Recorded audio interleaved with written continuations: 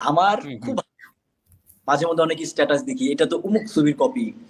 আপনার প্রোগ্রামে বলি, যদি কেউ প্রমাণ করতে পারে দরদের একটা লাইন কোথাও থেকে কপি করা আছে, একটা লাইন, পুরো গল্পের কথা ছেড়ে দেন, তাহলে তাকে ১ কোটি টাকা পুরস্কার দিব। ১ কোটি টাকা। একটা লাইন, আমি কিন্তু গল্পের কথাও বলিনি। একটা লাইন লাইন। আমি বড় হিন্দি রাইটস বড় একটা ওটিটির কাছে বেচে ফেলছি। এটা বলেছেন। অন্যভাবে বেচে ফেলছি। বাংলাদেশে ওটিটি রাইটস সেল হইছে, যে টাকায় সেল হইছে, বাংলাদেশের কোনো সিনেমা এর আগে এত টাকায় সেল হয়নি। আজ পর্যন্ত শাকিব ভাইকে ধরেন এসএমএস করলাম, শাকিব ভাই ওটা রিপ্লাই করে নাই। ওকে, এটা শাকিব ভাইয়ের লাইফে নাই কিন্তু। সে ২ দিন পরে, ৫ দিন পরে হোক, ১০ দিন পরে হোক, আপনাকে রিপ্লাই দিবে। শাকিব ভাইয়ের সাথে আমার পরিচয় তো অনেক দিনের, এটা তো আপনি জানেন। আমি ডিরেক্টর এখন হইছি, কিন্তু তার সাথে অ্যাজ এ স্ক্রিপ্ট রাইটার আমি 33 স্ক্রিপ্টে কাজ করছি রাইটার হিসেবে। এবং তার যে প্রথম ছবি ক্যালকাটাতে, হ্যাঁ, নবাব, ওটাও কিন্তু আমার সাথে এগ্রিমেন্ট ছিল, কারণ এসকে মুভিজ তখন আজিজ ভাইয়ের সাথে আমাদের সাকিব ভাইয়ের একটা বাদাবাদি ছিল। আজিজ ভাই সাকিব ভাইকে নিবে না।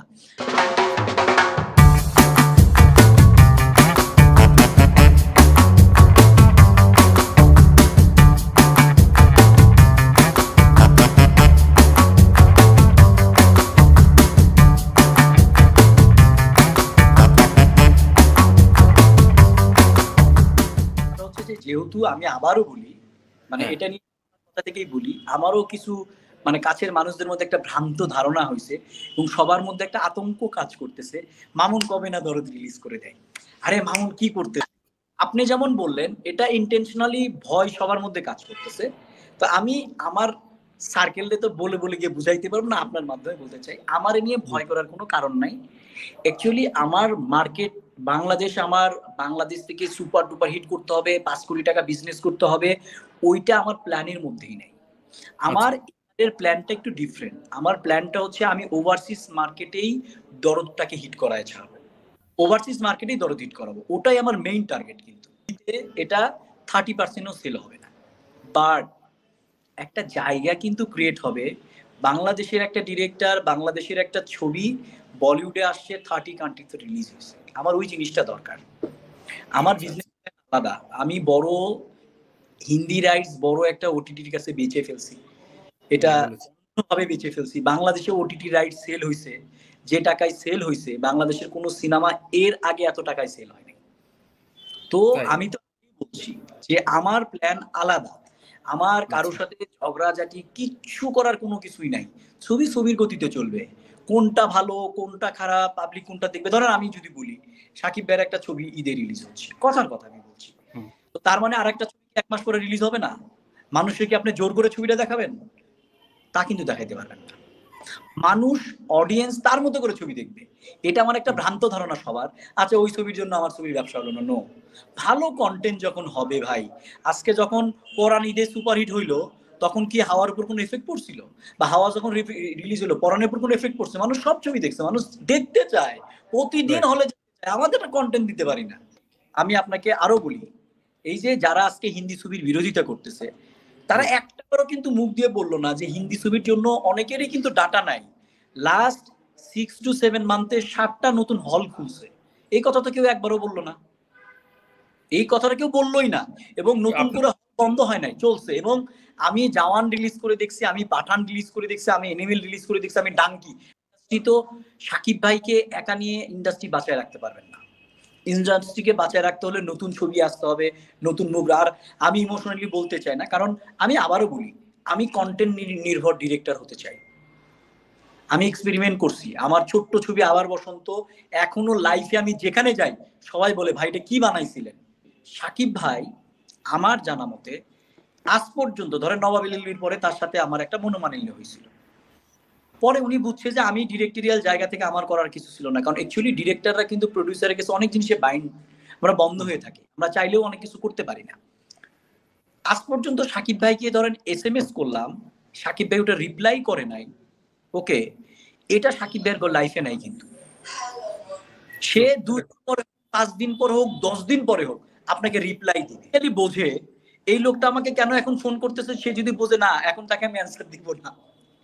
মানুষের কিন্তু একটা মুড থাকে, সে তখন কিন্তু অ্যান্সার দিবে না। সে জানে যে ওই লোকের মুডটা সুইং করবে 2 দিন পরে, তখন কিন্তু সে করে। মানে এই যে পলিসিগত ব্যাপার, ধরেন আপনি, আমি এরকম আর্টিস্টের নাম বলতে চাই না, টেক্সট করা হয়েছে, পরিচয় দেওয়া হয়েছে, অ্যান্সারই করেনি, পরে দেখালো ভাই SMS করছেন, আরে একটা কাজে ছিলাম ভুলে গেছি। আমার ব্যাপারটা হচ্ছে আপনি ব্যস্ত থাকতে পারেন, আপনি ফোন ধরবেন না, ওয়েল অ্যান্ড গুড, কোনো প্রবলেম নাই, তাহলে আপনি প্রফেশনালি একজন ম্যানেজার রাখবেন। আমার অফিসের 10 জন ডিরেক্টর আসছে নতুন, যারা ধরেন নিশোকে ট্রেস করতেছে পাচ্ছে না, মোশাররফ ভাইকে ট্রেস করতেছে পাচ্ছে না, বা আরো 2টা হিরোকে ট্রেস করতেছে, অ্যান্সার দিচ্ছে না। তো আমার কথা যেটা বোম্বেতেও আছে, একটা ম্যানেজার আছে, এজেন্সি আছে, আপনি ফোন অ্যাটেন্ড করবেন না, নো প্রবলেম, তারা তাদের সাথে কথা বলে, তারা তাদের কাছে প্রজেক্ট নিয়ে কথা বলে, বলে তারা এটাকে শর্ট আউট করে। তো একটা নতুন ছেলে যার ধরেন প্রোফাইল নাই, সে কি তাহলে একটা বড় আর্টিস্ট নিয়ে কাজ করতে পারবে না? আপনি তাকে কপি দিচ্ছেন না, যেটা সাকিব ভাইয়ের মধ্যে আছে। আজকে সাকিব আপনার নোলক বানাইছে, রাশেদ আরারে কেউ চিনতো না, চিনতো না, টাইম ডেট দিছে, কিন্তু আজকে সেটাই যদি এটা আপনি যে হিরোদের নাম বলছেন তাদের কাছে গেলে ডেটই দিত না, পাত্তাই দিত না। আমি তো মনে করি যে আমাদের দেশে 12 মাসে যদি 12টা গুড ফিল্ম রিলিজ হইতো, সাকিব ভাইয়ের 3টা ফিল্ম, আরো হিরোদের বড় বড় 3টা ফিল্ম, আরো কিছু ইম্পোর্টেড ছবি, তাহলে দেখতেন হলের ব্যবসাটা রমরমা হয়ে যেত। অ্যাকচুয়ালি অনেকদিন পর পর কন্টেন্ট যদি আসে, ওটা হয় না। যেমন আমি শুরুর আগেই বলছি কিন্তু, যে আমি ঈদ ছাড়া রিলিজ করে দেখাবো যে ঈদ ছাড়াও ছবি রিলিজ হতে পারে এবং ফেস্টিভ্যাল হইতে পারে, ওটাই আমার টার্গেট। সেটার জন্য মে মাস হতে পারে, সেটার জন্য এপ্রিল হইতে পারে, সেটার জন্য জুন হইতে পারে। আই ডোন্ট কেয়ার যে কখন তুফান আসলো, কখন এই আপনার রাজকুমার আসলো, এটা আমার দেখার মধ্যেই পড়ে না। আর তার চাইতেও বড় কথা, আমাদের রিলিজ প্ল্যানটা কিন্তু আর আমাদের কন্ট্রোলে নাই, যেহেতু এটা ওয়ার্ল্ড ওয়াইড ডিস্ট্রিবিউশন হচ্ছে, সো এটা ওয়ার্ল্ড ওয়াইড ডিস্ট্রিবিউশনের আন্ডারেই যাবে। আমার শুধু বাংলাদেশ নিয়ে আমি ভাবতেছি, যারা আজকে সাজেশন দিচ্ছে তারা বাংলাদেশ নিয়ে চিন্তা করতেছে, যে আচ্ছা বাংলাদেশে এই ছবির পরে এই ছবিতে না রে ভাই, আমাদের আগে থেকেই প্ল্যানিং ছিল ওয়ার্ল্ড ওয়াইড। কিন্তু এটা তা আমার ওয়ার্ল্ড ওয়াইড যখন হিন্দি মার্কেটে রিলিজ করব, আমি তো অবশ্যই একটা পুষ্পার সাথে ক্লাসে যাব না, রাইট? অবশ্যই একটা সিঙ্গামের সাথে ক্লাসে যাব না। আমাকে ওই মার্কেটটাও চিন্তা করতে হচ্ছে যে ওই মার্কেটে অন্তত আমি 4টা উইক ফ্রি পাই। তো সেখানে আমার একটা অপশনাল পোস্টার লঞ্চিং এও পোস্টার শেয়ার করছে, কত সুন্দর করে লিখছে, এটা আপনার মনে হয় মিসকমিউনিকেশন হচ্ছে কোথাও। ফার্স্ট লুক যে রিলিজ করলাম 1 মাস হচ্ছে, তখনই তো একটা জিনিস ছেড়েছি অফিসিয়ালি। দেখেন রেগুলার আমি অ্যাজ এ ডিরেক্টর স্ট্যাটাস দিচ্ছি, that is different issues, right? কিন্তু অফিসিয়ালি কি আমরা একটা ছবির অ্যানাউন্সমেন্ট করেছি, সেটা সে শেয়ার করেছে। মাঝখানে একটা ছবি আমরা ভাইরাল করেছি, রোমান্টিক, সাকিব ভাই এবং ওর, সেটা সে শেয়ার করেছে, সাকিব ভাইও শেয়ার করেছে। লাস্ট আমরা ফার্স্ট লুক ছেড়েছি, ফার্স্ট লুকও শেয়ার করছে, সবই আছে।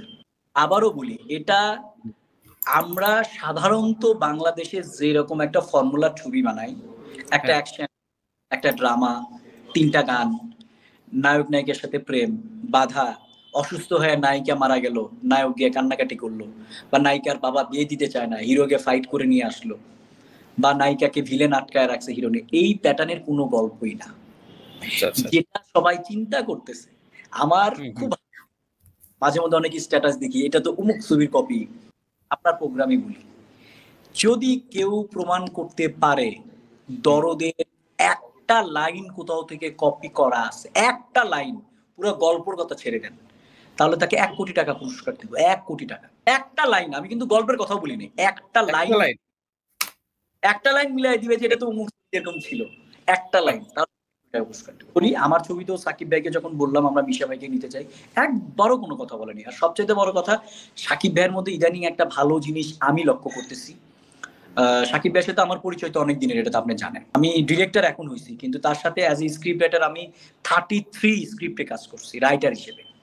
এবং তার যে প্রথম ছবি ক্যালকাটাতে, হ্যাঁ, নবাব, ওটাও কিন্তু আমার সাথে এগ্রিমেন্ট ছিল, কারণ এসকে মুভিজ তখন আজিজ ভাইয়ের সাথে আমাদের সাকিব ভাইয়ের একটা বাদাবাদি ছিল, আজিজ ভাই সাকিব ভাইকে নিবে না। আমি কিন্তু অশোক ধানুকাকে আমি ফাদার বলে ডাকি, এটা তো জানেন। তো অশোক ধানুকাকে কিন্তু আমি নিয়ে সাকিব ভাইয়ের সাথে সেই 2 দিনের মেকআপ রুমে বসে আমরাই ডিল করে, কিন্তু ওই কিন্তু সাকিব ভাই। এই জন্যই বললাম যে আমাদের ইন্ডাস্ট্রি অনেক কিছু মনে রাখে না, আমাদের সবাই দোষ দেয়। আজকে ওই সাকিব খান কিন্তু ক্যালকাটায় এসেছিলেনই ওই মাধ্যমে, এবং তার কানেক্টিভিটির মাধ্যমটা অনন্যমাবন ছিল। সাকিব ভাই আমাকে খুব ভালোবাসে, রাগারাগি করে, গালাগালি করবে, কোনো প্রবলেম নাই, খালি একটা কথা বলবো, ও তো পাগল আছে, কখন কি করে ফেলায় ওরা আমার প্রচন্ড ভয় লাগে, তারপরে বলবে, কিন্তু ও কিন্তু কাজের ছেলে আছে। এটাই আমি অনেক জার্নালিস্টের আমি ফোন পাই, এটা কোশ্চেন করলেন না, যেহেতু প্রশ্ন উঠালেন আমি বলি, অনেক জার্নালিস্ট বলে হ্যাঁ সাকিব ভাই তো সিঙ্গারের ব্যাপারে রেফার করেই করেন। নেভার। অন্তত আমার দুটো ছবি করা হলো ডিরেক্টর হিসেবে, এটা এবং ভাইজানের যে ভাইজান যখন লন্ডনে শুট করি, ওই ছবির পুরো পোস্ট প্রোডাকশনের সাথে আমি জড়িত ছিলাম, ভাইজান এবং চালবাজ। আচ্ছা, ওটা তো জানেন আপনি, আমার প্রোডাকশন থেকে রিলিজ হয়েছে ঢাকায়। তো তখনও আমি দেখছি সাকিব ভাইয়ের কোনো ব্যাপারে নাই, এগুলো মানুষ বলে আর কি। একটা জিনিস শুধু বলি, মানে এটা পার্সোনাল ওপিনিয়ন, সেটা হচ্ছে যে আমি কিন্তু গত 1 বছরের সবচাইতে বড় বড় ছবিগুলো আমার হাউস থেকে ডিস্ট্রিবিউশন করা, সুরঙ্গ ডিস্ট্রিবিউশন করা ছিল, হিন্দি ছবির কথা বললাম। যে অ্যাজ এ ডিস্ট্রিবিউটর আমি একটা জিনিস ইনফর্ম করতে চাই, সেটা হচ্ছে যে কোনো ছবির জন্য কোনো ছবি এফেক্টেড হয় না,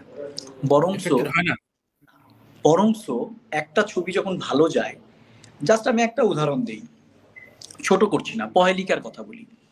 পহেলিকা যদি ঈদ ছাড়া অন্য সময় রিলিজ হইতো, ওর রেজাল্ট অনেক বেশি খারাপ হইতো। বিকজ অফ দুটো ছবি ভালো গেছে, সুরঙ্গ এবং প্রিয়তমা। মানুষ কি হয়, একটা মানুষ সিনেপ্লেক্সে যাইতে 500 টাকা আর আপ অ্যান্ড ডাউন, সিএনজি কিন্তু এখন রেট হয়ে গেছে, আপনি আপনার বাসের থেকে সামনে চায়ের দোকানে যান 200 টাকা চায় বসে থাকবে, বাটার রেটের মতো হয়ে গেছে। তো একটা মানুষ ফোন করলেই 500 টাকা লাগে। তো 500 টাকা যখন একটা মানুষ স্টার সিনেপ্লেক্সে বা রাইফেল স্কোয়ারে বা এরকম সিনেপ্লেক্স গুলোতে যায়, ফ্যামিলি নিয়ে গেছে, সে কিন্তু আর ব্যাক করে না। ধরেন সুরঙ্গ, ধরেন প্রিয়তমার টিকিট ছিল না, তখন কিন্তু সে অবশ্যই আরেকটা বাংলা ছবি দেখে ফেলছে। তো এটার ব্যাড এবং গুড ইফেক্ট আছে। কন্টেন্ট যদি ভালো হয় তাহলে এটা মজা আছে, কন্টেন্টের জোরে তখন বের হয়ে যায়। ছবি হচ্ছে চা খাওয়ার মতো, আপনি একটা চা খেতে ভালো লাগছে, নেক্সট ডে কিন্তু চা খাইতে যাবেন। তা আপনি দেখতে গেলেন রাজকুমার, ভালো লাগলো, পাশে আসার সময় কিন্তু পোস্টার দেখে আসলেন, আচ্ছা ওমর চলতেছে, আচ্ছা দেয়ালের দেশ আছে, আচ্ছা এই কাজল রেখা আছে, আচ্ছা ঠিক আছে, ওই আপনার ওয়াইফই বলবে যে দেখো এটা একটু দেখতে হবে, চলো আসি। এটা একটা গুড কালচার আমি মনে করি।